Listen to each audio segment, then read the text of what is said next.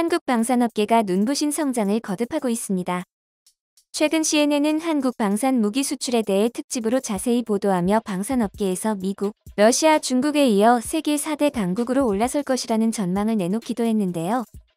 러시아가 우크라이나 전쟁으로 거품이라는 평가를 받은 상황인 만큼 사실상 한국이 방산업계 3위라는 분석을 내놓은 것입니다. 한국산 무기를 폄하하고 시세 많은 일본의 경우에는 수출 금액으로 따져봤을 때 아예 비교조차 되지 않고 훨씬 이전부터 생산해온 유럽 국가들까지 따라잡았다는 것인데요. 이에 최근 한국과 초대형 방산 계약을 맺었던 폴란드는 언제 받을지 모르는 미국제 전투기 대신 한국으로부터 KF-21을 도입해야 한다는 의견이 나오고 있습니다. 거기다 심지어 한국과 공동개발까지 해 빠르게 인도받아야 한다는 목소리가 높아지고 있는 상황에 대해 알아보겠습니다. 최근 KF-21에 대한 걱정스런 우려들이 나왔습니다.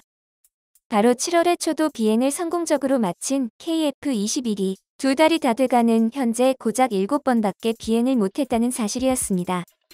당초 2026년까지 2200차례의 비행 계획을 발표했던 카이였기 때문에 사람들의 걱정은 커졌는데요. 기체에 문제가 있어 개발이 지연되는 것이라는 말도 나오고 있었습니다. 하지만 다행히 기체에 이상이 있는 것은 아니었다고 하는데요. KF-21의 시험 비행이 많지 않았던 것은 올여름 유독 변덕스러웠던 날씨로 인한 것으로 밝혀졌습니다.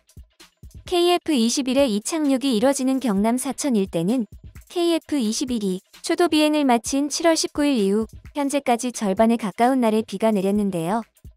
업계 관계자는 사천 지역은 보통 6월 말부터 장마철에 접어들어 추석 전까진 날씨가 좋지 않다.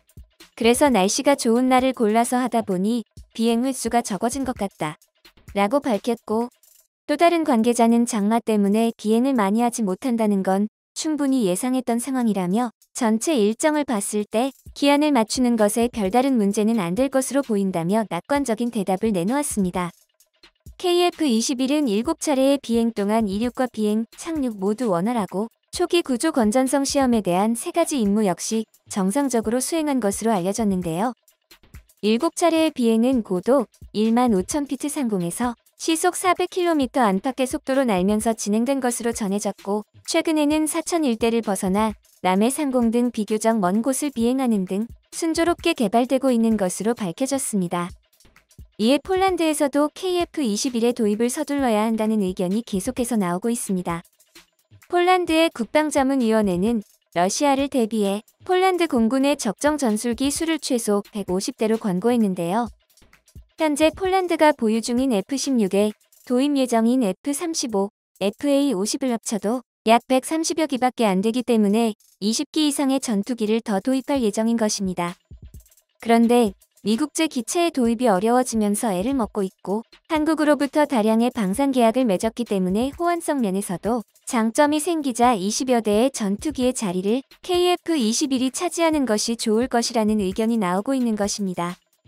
이에 실제로 폴란드 언론들은 아시아의 메가 폴란드 하늘을 점령할 것이다. 한국은 일정 약속을 매우 잘 지키는 나라다라는 말을 쏟아내며 한국과의 계약을 서두를 것을 촉구하고 있습니다. 게다가 폴란드가 아예 발벗고 나서 블록2의 개발에 협력하겠다는 움직임도 보이고 있는데요.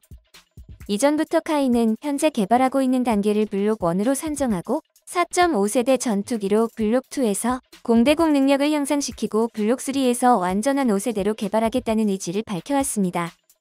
폴란드 입장에서는 생산 면에서 애를 먹고 있는 미국제가 아닌 이미 많은 부분에서 협력하고 있는 한국과의 공동개발이 좋은 수가 되는 것이고, 한국 입장에서도 계속해서 말썽을 피우고 있는 인도네시아가 아닌 러시아와의 최전선으로 평가받는 동유럽 국가와 손잡는 것은 추후 유럽 국가와의 계약까지 생각해 보았을 때도 굉장한 이득이 될 수 있습니다. 서로 윈윈할 수 있는 좋은 상황이라는 것입니다.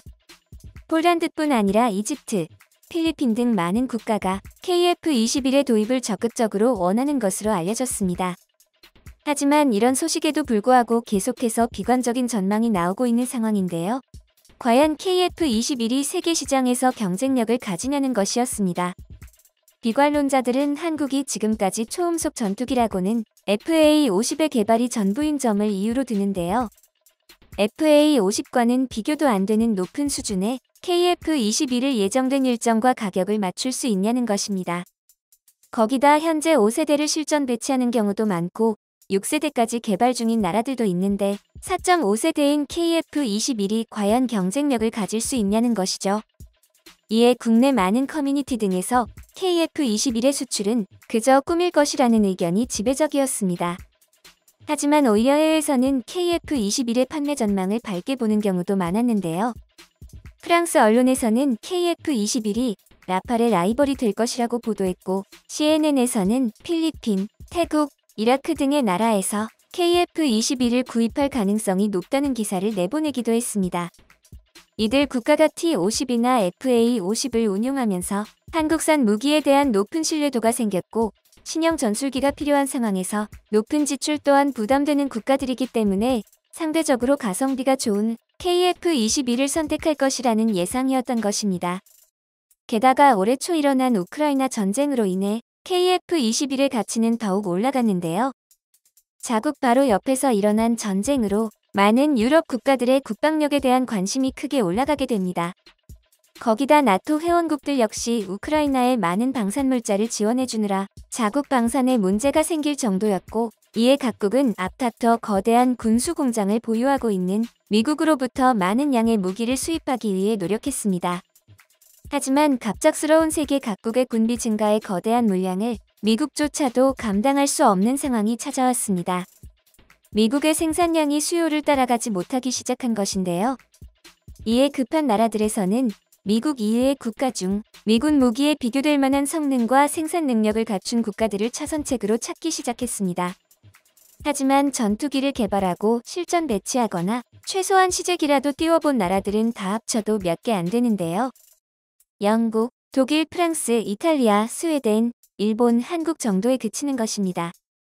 유로파이터를 만드는 영국이나 독일, 이탈리아는 오랜 군축 이후 급하게 예산 편성을 늘린 상황이라 자국 수요를 맞추기도 급급한 상황이었고 스웨덴의 자스 39의 경우 신제품이 가성비 면에서 낙제라는 평가를 받았으며 일본은 비싼 가격의 구조 자체가 일본 환경에 맞게 설계되어 있어 해외에서는 좀처럼 쓸 수 없다는 관측이 나왔습니다. 이에 남은 나라는 프랑스와 한국 정도였는데요. 실제로 KF-21의 가장 큰 경쟁자는 프랑스의 라팔입니다. 하지만 프랑스의 경우 가격도 비싼데다가 독자 기술로 만들어 미국제 기체들과 호환성이 떨어진다는 단점이 있는데요. 이에 비해 KF-21은 미국제 공대공 무기는 물론이고 영국의 미티어나 독일의 아이리스티 같은 유럽제 무장까지 장착할 수 있고 한국산 무기는 당연히 장착 가능해 보급 측면에서 큰 유리함을 가집니다. 게다가 기술을 거의 안 넘겨주는 것으로 유명한 미국과 달리 다량의 무기 구입 시 정비센터를 세워주는 등 기술 이전에 너그러운 편인 것도 큰 장점이 되고 있습니다. KF-21의 장점은 경쟁자들과 비교해봤을 때 확연히 드러납니다. 먼저 세계적인 인기를 끌고 있는 미국의 5세대 전투기 F-35가 있습니다.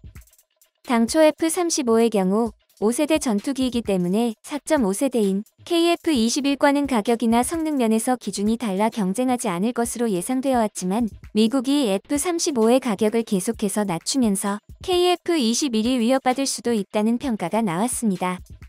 초기에 1억 달러가 넘던 비용을 최근 8천만 달러까지 낮춘 것인데요. 이에 5에서 6천만 달러로 예상되는 KF-21이 위기를 맞은 것입니다. 하지만 FA-35의 경우 시간당 유지 비용이 무려 5천만 원에 달하는데요. 미군 참모총장의 페라리는 마트 다닐 때 타는 것이 아니라 주말에나 타는 것이다라는 말에서 볼 수 있듯 너무 높은 유지비의 전투기를 다수 가지고 있는 것은 예산에 큰 문제가 되기 때문에 상대적으로 저렴한 KF-21이 매력적인 선택지가 되는 것입니다. 다음으로는 KF-21의 가장 강력한 경쟁 상대인 프랑스의 라팔인데요. 라팔은 2000년대 실전 배치 이후 여러 업그레이드와 실전 경험을 통해 기술적으로 신뢰성을 받고 있습니다. 이에 미국제 전투기를 대신할 수 있는 가장 매력적인 기종 중 하나인데요. 게다가 2030년 이후에도 생산 라인을 유지하고 미래 전장 환경에 대응하는 대규모 업그레이드까지 예정하고 있어 2030년 본격적으로 활동에 나서는 KF-21에게는 넘어야 할 산으로 평가받고 있습니다. 하지만 라팔의 단점 역시 가격이 너무 비싸다는 것인데요. 2에서 3억 달러 이상이라는 소문은 사실이 아닌 것으로 밝혀졌지만 1억 달러 이상의 가격을 보여 KF-21에 비해 2배에 가까운 가격을 가지고 있다는 것입니다. 이에 전문가들은 가성비 측면에서 KF-21이 큰 경쟁력을 가지고 있을 것으로 예상했습니다. 게다가 최근 KF-21에 달린 에이서 레이더를 비롯한 부품과 엔진들을 국내 업체들 힘으로 개발해 나가면서 더욱 가격을 절감할 수 있을 것으로 예상돼 장밋빛 미래가 이제는 꿈만이 아니라는 평가가 나오고 있습니다.